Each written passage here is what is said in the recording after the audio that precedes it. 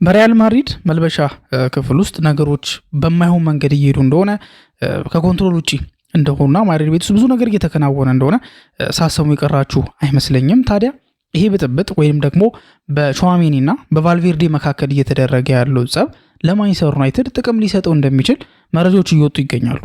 ለዛም ደግሞ እንዲያስችል ያደረገው ምናልባት ላይክ ያ ነገር ሀፕን ማድረጉ ብቻ ሳይሆን ያ ኢንሲደንት ከተፈጠረ በኋላ ማንቸስተር ዩናይትዶች ሪያክት ያደረጉበት መንገድ ለዛ ኢንሲደንት ሪያክት ያደረጉበት መንገድ ምናልባትም ማንቸስተር ዩናይትዶችን ሊጠቅም የሚችል ሲቹዌሽን ሊፈጠር እንደሚችል ወይ ደግሞ ይሄን ሲቹዌሽን ማንቸስተር ዩናይትድ ሊጠቀሙ እንደሚችል እየተገመተ ይገኛልና ያ ነገር ምንድን ነው? ከማንቸስተር ዩናይትድ ጋርስ ምን ያገናኘዋል? ማድሪድ ቤት እየተካሄደ ያለው ነገር የሚለውን ነገር ለማየት እንሞክራለን። ከዛ ውጭ ደግሞ አለን ሺረር አንድ ነገር ተናግሯል ስለ ማይክል ካሪክ ማለት ነውና ማይክል ካሪክ ይሄ ኮንትራት ማራዘሚያ የሚባለው ነገር መሰጠቱ የታወቀ ነገር ነው ወይ ደግሞ መሰጠት አለበት ብዬ ነው የማስበው። ሲሰጠው ግን አንድ ወሳኝ አንቀጽ መካተት አለበት ወይንም ደግሞ መካተት ያለባቸው አንቀጾች አሉ በኮንትራቱ ጉዳይ ላይ እነዚህ ነገሮች መካተት አለባቸው ብሎ ያስቀመጣቸው ነገሮች አሉ። እነዛ ነገሮች ምንድናቸው? ከምን አንጻር ይታያሉ የሚለውን ነገር እንደዚሁ ለማየት እንሞክራለን። ሲቀጥል ደግሞ ኮቢ ሜኑ ለማንቸስተር ዩናይትድ ምን ያህል ጥቅም እንዳለውና ማንቸስተር ዩናይትድ ያለሱ ይሄ በቃ ባዶ ነው እንዲሆን ያስቻለው ነገር ምንድን ነው ማለት መሃል ሜዳ ላይ በተለያየ መንገድ ሲከፈት ተመልክተን እናውቃለን። እሱ ባልነበረባቸው ጨዋታዎች ግን ደግሞ ያ ብቻ አይደለም። ኮቢ ሜኑ ለማንቸስተር ዩናይትድ የሚሰጠው ከዛ ከፍ ያለ ጥቅም አለና ምንድነው ያ ነገር? ወይ ደግሞ ሜኑ ለማንቸስተር ዩናይትድ በቃ ይሄ ለየት ያለ የሚያደርገው ነገር ምንድነው የሚለውን ነገር እንደዚሁ ለማየት እንሞክራለን ማለት ነውና ይሄ ሁሉ የሚሆነው እናንተ እስከ ፕሮግራሙ መጨረሻ ድረስ አብራችሁን የምትቆዩ ከሆነ ነው። ለዚህ ቻናል አዲስ ከሆናችሁ ሰብስክራይብ ማድረጋችሁን እንዳትረሱ። አዲስ ካልሆናችሁና ኦሬዲ ሰብስክራይብ ካደረጋችሁ ደግሞ ሼር በማድረግ ብዙ ቦታ እንድንደርስ እንድታደርጉ እንጠይቃችኋለን። ወደ ፕሮግራሙ ከማለፋችን በፊት አሁን ይሄ እየሰራን ያለነው ፕሮግራም በሳምንት 3 ጊዜያቶች ውስጥ ይሄ ከፕሪማች እና ፖስት ማች ውጭ ያለው አናሊሲስ ማለት ነውና በሳምንት 3 ቀን እየተሰራ እንደሆነ ይታወቃል። ስለዚህ ኤክስቴንድ ለማድረግና ለመጨመር እያሰብን ነውና የዛን ነገር ሐሳባችሁን ይህንን ቪዲዮ ላይክ በማድረግ እንድታሳውቁን እንደዚሁ ከወዲሁ እንጠይቃችኋለን። አሪፍ ጊዜን ተመኘን። ማንቸስተር ዩናይትድ በዋናነት በማይክል ካሪክ ስር እንዲሳካለት ካደረጉት ነገሮች መካከል አንደኛውና ዋነኛው የመሃል ሜዳው ኢሹ ሶልቭ መደረጉ ነበር። ከዚህ በፊት በተለይ ሩበን አሞሪም በነበረበት ሰዓት ላይ የማንቸስተር ዩናይትድ ትልቁ ችግር የነበረው ያ ብቻ ነው ችግሩ እያልኩኝ አይደለም፣ ሊሆን አይችልም እንደዛ። ግን ከችግሮቹ መካከል ዋነኛው ግን የመሃል ሜዳው ቦታ ነበር። የመሃል ሜዳው ቦታ ምን ያህል ችግር ውስጥ እንደነበር የምታውቁት በሩበን አሞሪም ጊዜ ኮቢ ሜኑን የመሰለ ተጫዋች ቤንች ላይ ነበረ፣ የጨዋታ ዕድል አይሰጠውም ነበረ። በዚህ ዓመት ማይክል ካሪክ መጥቶ የማንቸስተር ሲቲው ጨዋታ ላይ እስኪያሰልፈው ድረስ ኮቢ ሜኑ በፕሪሚየር ሊጉ ቋሚ 11 ውስጥ ገብቶ አያውቅም ነበር። አንድ ይሄኛው ነው። ሁለተኛው ደግሞ አሁን 19 አሲስቶች ላይ የሚገኘው ለ20ኛ ለ21ኛ አሲስት እየተፎካከረ የሚገኘው ብሩኖ ፈርናንዴዝ ወደ ኋላ ተጎትቶ 6 ቁጥር ቦታ ላይ እንዲጫወት ሲገደድ ነበር። ይሄንንም ያዙልኝ። ከዛ ደግሞ ካርሎስ ካሴሚሮ ምናልባት ከኤነርጂ አንጻር ከአቅም አንጻር በፊት የነበረው ኤነርጂ አሁን የለም አይደለ? ከፍጥነት አንጻር ከእድሜ ጋር የተያያዙ ነገሮች ክሊር ላይ አፌክት እያደረጉት ነው ካሴሚሮን። በእንደዚህ አይነት መንገድ አፌክት እየተደረገ ያለ ተጫዋች ደግሞ የመሃል ሜዳውን ለብቻው እንዲቆጣጠር መፍቀድ ማለት ሌላ ራሱን የቻለ በመሃል ሜዳ ላይ የሚታይ ውድቀት ነው። አሁን ብቻውን እንዴት ይሆናል ከተባለ ብሩኖ ፈርናንዴዝ 10 ቁጥር ቦታ ላይ ነው መጫወት የሚመቸው። በፕሪሚየር ሊጉ ኖት በፕሪሚየር ሊጉ ብቻ በዓለም ላይ አሉ ከሚባሉ ጥሩ 10 ቁጥር ተጫዋቾች በዚህ ሰዓት ላይ ቢጠቀስ ብሩኖ ፈርናንዴዝ ኦብቪየስሊ ቶፕ 3 ውስጥ እንደሚገባ ግልጽ ነገር ይመስለኛል። እነ ሮይኪን ራሱ አፋወጥተው እነ ጋሪ ኔቭል፣ ፖል ስኮልስ አፋወጥተው ያኔ የነሱ ቲም ይሄ ቻምፒየንስ ሊግን ደጋግሞ ሲያሸንፍ የነበረው ፕሪሚየር ሊጎችን ደጋግሞ ሲያሸንፍ የነበረው ማንቸስተር ዩናይትድ ቲሙ እዛ ቲም ላይ ሊገባ የሚችለው ወይ ደግሞ ሊካተት የሚችለው ብቸኛ ሰው ብሩኖ ፈርናንዴዝ እንደሆነ ራሳቸው አምነዋል። ስለዚህ ብሩኖ ፈርናንዴዝ ምን ያህል አሪፍ እንደሆነ ምን ያህል ምርጥ እንደሆነ በዚሁ ማወቅ የሚቻል ይመስለኛልና እንደሱ አይነት 10 ቁጥር ታዲያ 6 ቁጥር ቦታ ላይ መመለስ ማለት በጣም አስቸጋሪ ነገር ነው። ሶ ምን ያህል ሚዱ ችግር ውስጥ እንዳለ ያ ሚዱ ችግር ውስጥ መሆኑ ደግሞ ከዛ በኋላ ምን ያህል ሩበን አሞሪምን ዋጋ እንዳስከፈለው እንደዚሁ የተመለከትንበት አጋጣሚ አለ። አሁን ላይ ግን በማይክል ካሪክ ስር ሚዱ የተረጋጋ ይመስላል። አክቹሊ የተረጋጋም ሲረጋጋ ግን ለዚህ ዓመት ካልሆነ በስተቀር ለቀጣይ ለሚመጡት ዓመታት ግን የተረጋጋ ነው ወይ ከሆነ አይደለም። ለምን ካሴሚሮ በዚህ ዓመት 350,000 ፓውንድ የሚያስገኘውን ሳምንታዊ ደሞዝ የሚያስገኝለትን ያንን ውል እንደዚህ አይነት ሳምንታዊ ደሞዝ ያለውን ውል እንደሚያቋርጥ ማለት ያልቃል። ስለዚህ ኤክስቴንድ አያደርጉትም። ተጨማሪ 1 ዓመት የመቆየት ቻንስ አለው፣ ግን እሱን ግን እንደማይጠቀሙት ትሪገር እንደማያደርጉት ታውቋልና ይለያያል ማለት ነው። ስለዚህ ሲለያይ ኮቢ ሜኑ ጥሩ እየተንቀሳቀሰ ነው። ሚድፊልዱ ላይ አስደናቂ ስራዎችን ሲሰራ ተመልክተነዋል። ግን ደግሞ ከጎኑ የሚሰለፍ ግን እንደ ካሴሚሮ አይነት በጣም ዲሳይሲቭ የሆነ ኳሶች ይሄ ብሎክ የሚያደርግ ኳሶችን ከኳስ ውጭ ያለው እንቅስቃሴ በጣም ጠንካራ የሆነ በተለይ ደግሞ ይሄ ዲፌንሲቭ አክሽኑ በጣም አሪፍ የሚባል መሆን አለበት እና ዩናይትድ አሁን ኮቢ ሜኑ ከካሴሚሮ ጋር ስለሰራ ነው እንደዚህ የተሳካለት አይደለ። ሌላ ደግሞ ካሴሚሮ ሊተካ የሚችል ዲፌንሲቭ ሚድፊልደር ይፈልጋል ማንቸስተር ዩናይትድ።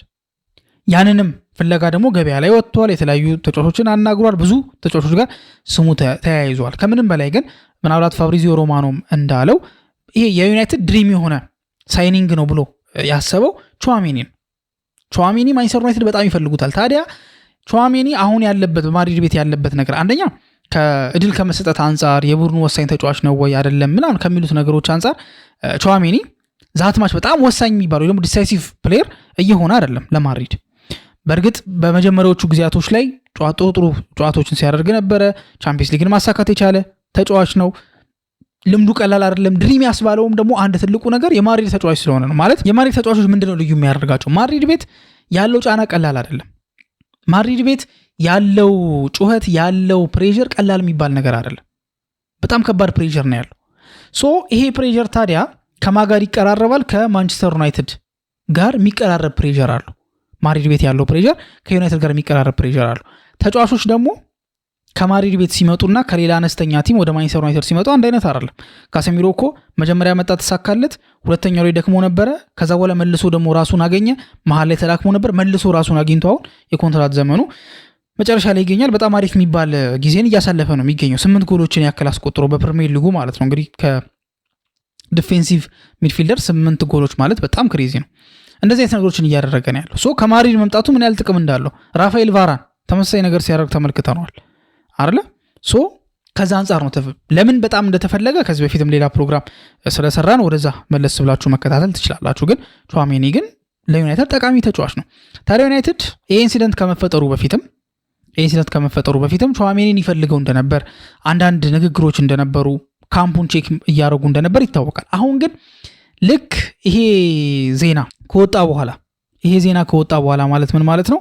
ቹዋሜኒና ቫልቬርዴ ተጣልተዋል፣ ቫልቬርዴ ወደ ሆስፒታል ሄደዋል የሚለውን ነገር ከተረጋገጠ በኋላ ምናልባት በሰዓታት ልዩነት ውስጥ ነው ማንቸስተር ዩናይትድ ሄዶ ሪቻውት ያደረገውና የቹዋሜኒን ካምፕ ቼክ ያደረጉት ፍላጎት እንዳላቸው ለማስፈረም ዝግጁ እንደሆኑ እሱ ብቻ ፍላጎቱን ካሳየ እነሱ ለማስፈረም ሬዲ እንደሆኑ አሳውቀውታል። ይሄ ደግሞ ቦልድ ሙቭመንት ነው። ምክንያቱም በእንደዚህ አይነት ሲቹዌሽን ላይ ማንቸስተር ዩናይትድ ወዲያው ወጣ ብሎ እንደዚህ አይነት ውሳኔዎችን ለመወሰን መሞከሩ ቢያንስ መኖሩን ማሳወቁ ምናልባት ይህ ልጅ ለመውጣት ሲወስን ወደ ማንቸስተር ዩናይትድ መዳረሻው ሊሆን እንደሚችል አንዳንድ ፍንጮችን ተመልክተናል። እንደዚህ አይነት ደግሞ ኢንሲደንት ተፈጥሮ ደግሞ ብዙ ጊዜ ተጫዋቾች አይቆዩም። ካለፉት እንቅስቃሴዎች አንጻር ከተመለከትን አይቆዩም። በዚህ ዓመት እንኳን በኦሎምፒክ ደ ማርሴይ ውስጥ የተፈጠረ ነገር ነበር አይደለ? በአድሪያን ራቢዮና በአንድ ተጫዋች መካከል እንደዚህ አይነት ክሊር የሆነ ድብድብ ተፈጥሮ ነበር በሁለቱ መካከል። ኦሎምፒክ ደ ማርሴይ ወዲያው ሁለቱንም ያሰናበታቸው።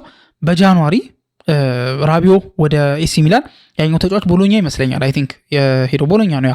ወደ ቦሎኛ የተዘዋወረበትን መንገድ ተመልክተናል። ይሄ ብቻ አይደለም። ከዚህ በፊት ኔይማር ጁኒየር ከባርሴሎና ከመውጣቱ በፊት ወደ ፓሪስ ሴን ጀርመን የሄደበት ክረምት ላይ ከአንድ ተጫዋች ጋር እንደዚሁ ጸብ ውስጥ ገብቶ ነበር። ከዛ ጸብ በኋላም ታዲያ ኔይማር ጁኒየር ከባርሴሎና የወጣበትን መንገድ እናስታውሳለን። አሌክሳንደር ላካዜቴ እንደዚሁ በኦል ኦር ነቲንግ የአርሰናል ፊልም ዶክመንተሪ ፊልም ላይ ተመልክተን ነበር። ከሴድሪክ ሶዋሬስ ጋር ይመስለኛል እየተጣሉ የነበረበት እሱም በአመቱ የወጣበትን ሁኔታ ተመልክተናልና ከነዚህ አይነት ሲቹዌሽኖች በኋላ ብዙ ጊዜ ተጫዋቾች አይቆዩም ይባላል እና በተለይ ደግሞ እንደ ቹዋሜኒ አይነት መጀመሪያም ለመውጣት የሆነ አይነት እንቅስቃሴዎች ላይ ያለ ተጫዋች በእርግጠኝነት እንደዚህ አይነት ኢንሲደንት ሲፈጠር ጥሎ ሊወጣ የሚችልበት እድል ሰፊ ነው። ለዛም ነው ማንቸስተር ዩናይትድ ቶሎ ብሎ ሪች አውት ለማድረግ የሞከሩ። እንደሚታወቀው ማድሪድ ባወጣው መግለጫ መሰረት ሁለቱም ተጫዋቾች ይቅርታ እንደጠየቁ፣ እርስ በርስ ይቅርታ እንደተባባሉ፣ ለክለቡ ለሁሉም ይቅርታ እንደጠየቁና ለእያንዳንዳቸው የ500,000 ዩሮ ቅጣት እንደተፈጸመባቸው የሚታወቅ ነገር ነውና ቹዋሜኒ አሁን ያለበት ሁኔታ መጀመሪያም ካለበት በዚህ በጸቡ ምክንያት ወደማይሆን ሁኔታ ላይ አድጓልና ምናልባት ማንቸስተር ዩናይትድ ከዚህ ግርግር ሊያተርፍ የሚችልበት ወይ ደግሞ ሊጠቀም የሚችልበት መንገድ አለ ተብሎ ይታሰባል። ወደ ሁለተኛው ርዕሳችን ስንመጣ አለን ሺረር ስለ ማይክል ካሪክ ተጠየቀ። ማይክል ካሪክ ቀጣይ ዓመት ዲዘርቭ ያደርጋል? የማንቸስተር ዩናይትድ ዋና አሰልጣኝ ሆኖ መቆየት አለበት ወይስ ይሄ ዓመት ይበቃዋል? ኢንተሪም ኮችነት ሰርቷል። ስለዚህ ጥሩ ጊዜ ነበረ፣ አሪፍ ጊዜ አሳልፏል። በሌላ መንገድ ወይ ሌላ ቻንስ ይሞክር፣ ልምዶችን ሰብስቦ ይምጣ አይነት ነገሮች ተባለና እንደተናገረው ከሆነ በኔ ሜጀርመንት ለኔ እንደሚታየኝ ከሆነ ካሪክ ቀጣይ ዓመት ቻንስ ሊሰጠው ይገባል። እስካሁን የሰራው ስራ ያን ነገር ዲዘርቭ እንዲያደርግ ያደርገዋል ብሎ የተናገረበት አጋጣሚ አለ። ከምን አንጻር ነው ያን ነገር የተናገረው? እሱ እንደሚለው ከሆነ ማይክል ካሪክ ወደ ማንቸስተር ዩናይትድ ቦታ ስልጣን ላይ ሲመጣ አንድ ስራ ነበር የተሰጠው። አንድ ስራ ነው የተሰጠው። ያም የተሰጠው አንድ ስራ ምንድነው? ማንቸስተር ዩናይትድ እንዲረጋጋ ማድረግ፣ ስቲል ቫልዩ ያለው ስኳድ ስለሆነ ለቻምፒየንስ ሊግ ማሳለፍ። ይህንንም ነገር ደግሞ በብቃትና ከሚጠበቅበት በላይ አሳክቶታል። ስለዚህ ይህንን ያደረገ አሰልጣኝ እንዴት ነው ጥሩ አልሰራም ሊባል የሚችለው? የአንድ አሰልጣኝ ደግሞ ተግባር የተባለውን ነገር ማድረግ ነው። አንድ አሰልጣኝ ሲመጣ ቡድኑን አረጋጋት ከተባለ ማረጋጋት አለበት። ቡድኑን ዋንጫ አስገኝለት ከተባለ ዋንጫ ማስገኘት አለበት።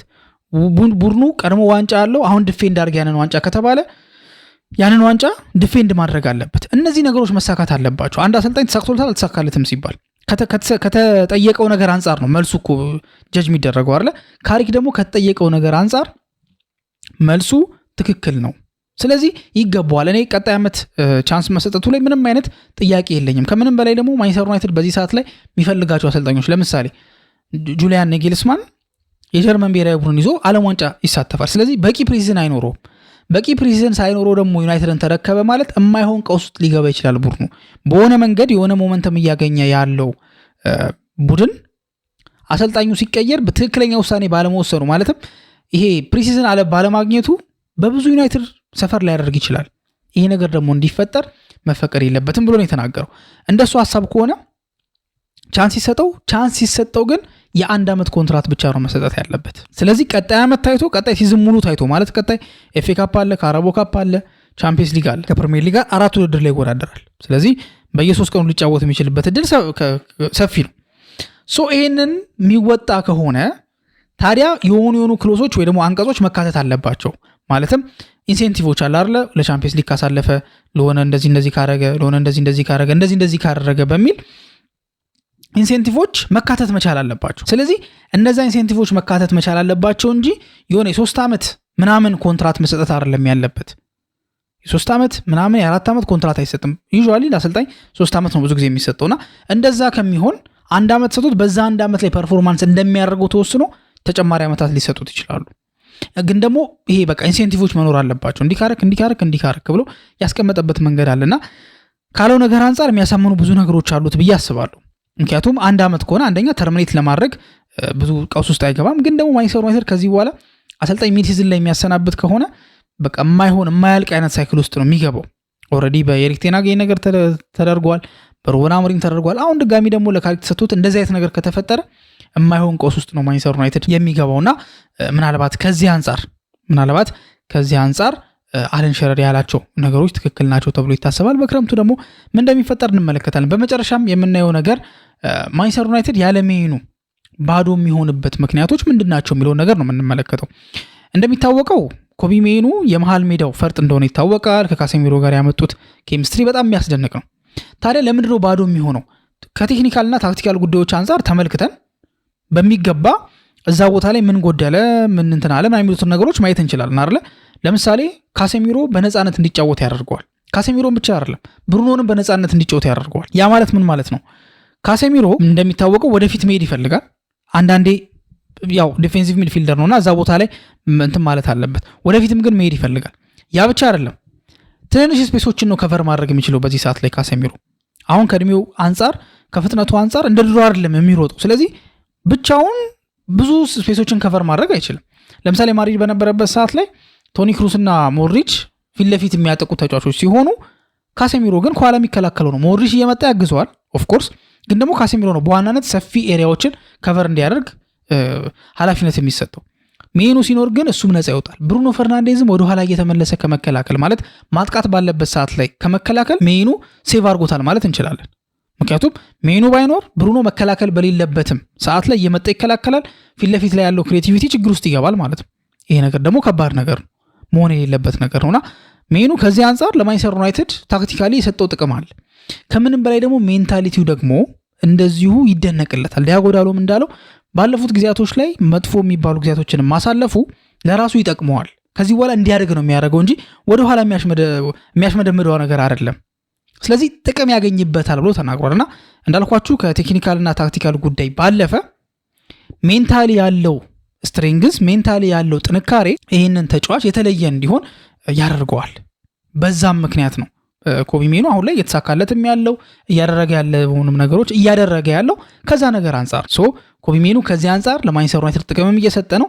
ያለ ሜኑ ቡድኑ ባዶ ነው እንዲባል የሚያደርገው ከነዚህ ነገሮች አንጻር ነው ማለት ነው። የእናንተ ሐሳብ ምንድን ነው ትላላችሁ?